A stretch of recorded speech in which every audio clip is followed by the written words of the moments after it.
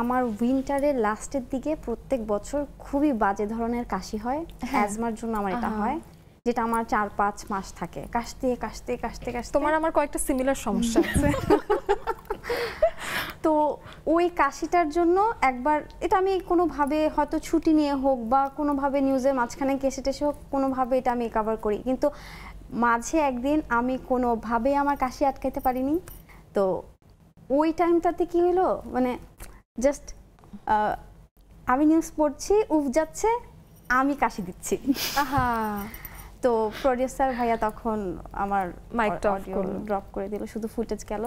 But আমি এত embrace feel করেছি যে এটা আমি কি করলাম, এত মানুষ এটাই দিন শেষে আমরাও মানুষ, আসলে রোবট না, এটাও একটা। হ্যাঁ, এটা মানুষ আসলে জানতে হবে। বাট আমার কাছে মনে হয় এটা লাইভের সৌন্দর্য, আমি যে লাইভে আছি এটা হচ্ছে লাইভের সৌন্দর্য।